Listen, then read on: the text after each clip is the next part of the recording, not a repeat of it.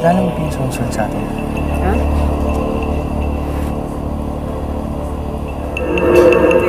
Kala ko. Hindi na pa kasi sumusunod sa atin eh. Hindi eh, lumagpas na nga eh. Mukhang may nahabol nga yata eh. Parang ako. Mahabol-habol sa kinakapatid ko. Shit ko, no? Tama na nga yung usapan na yan. Teka. Buntis si Ate Telma. Kakaanak na kayo. Yung mutya, naglangis kanina. Yung lalaki! Yun ang tiktik, kuya! Ano? Yung lalaki kanina sumusunod kay Ate Telma.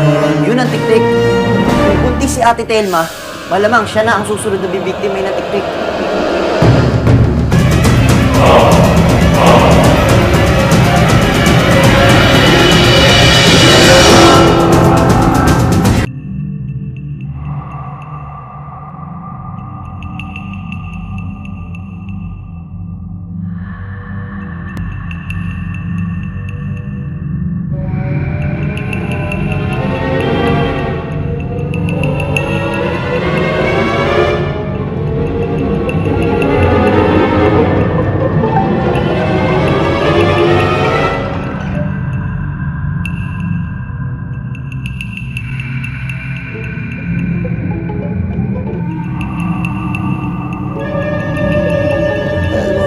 Mahal kita.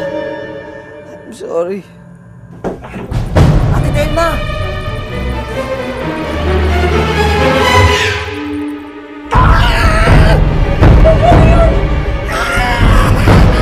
Ate, inaatake ka ng tiktik.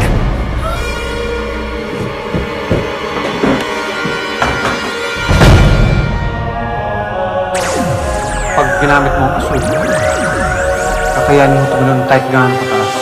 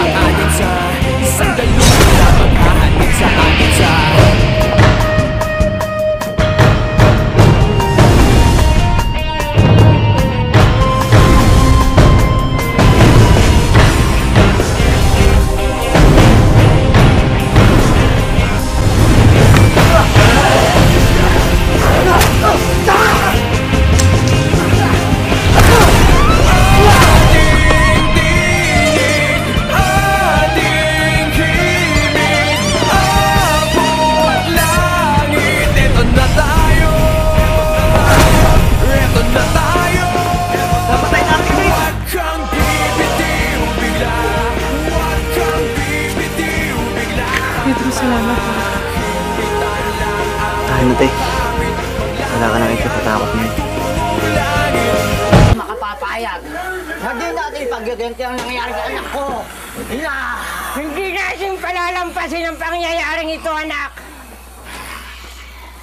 Ngunit hindi para makiganti. Ibig mo sabihin, hahayaan na lang natin. Hindi na ako naiintindihan! Babalikan natin ang Pedro Pendukong yon. Hindi para magiganti, kundi para patahimikin ang nagtatangkang tumapos sa lahi ng mga tiktik. Dahil habang nabubuhay ang Pedro Penduko na yan, delikado tayong mga tiktik. Patayin si Pedro. Patayin si Penduko! Patayin si Pedro! Patayin si Penduko! Patayin si Pedro! Patayin si Penduko! Patayin si Pedro! Penduko! Patayin si Pedro!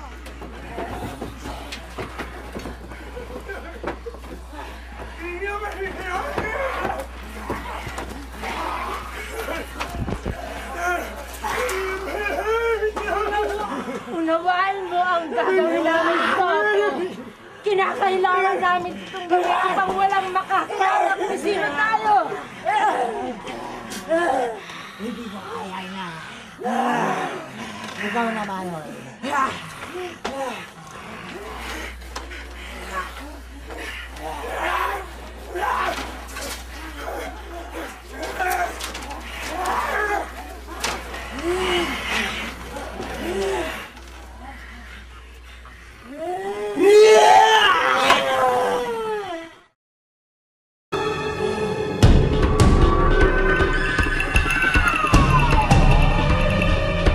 Bakit parang ang dami?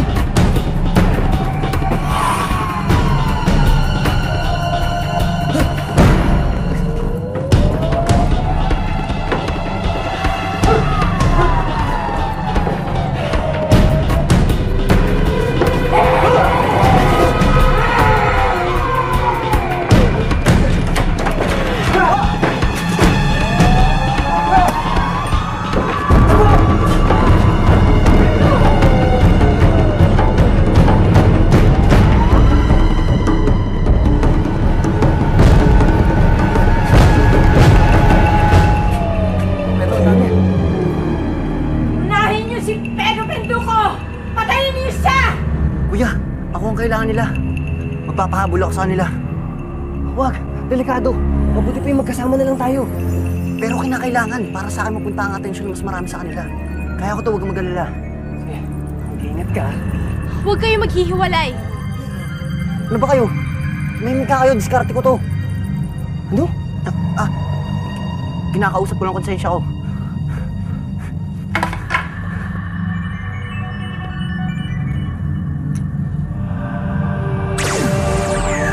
Ang berde naman ang magbibigay sa'yo ng kakaibang liksi. Liksing masahol pa sa isang pusa. Ako ang kailangan nyo, di ba?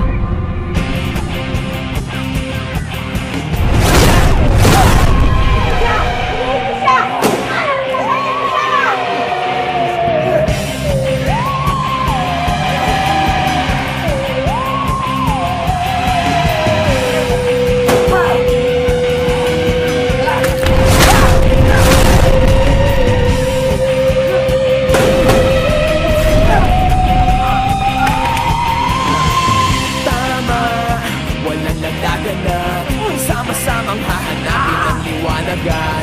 Tayo magpapaalin sa isang daluyong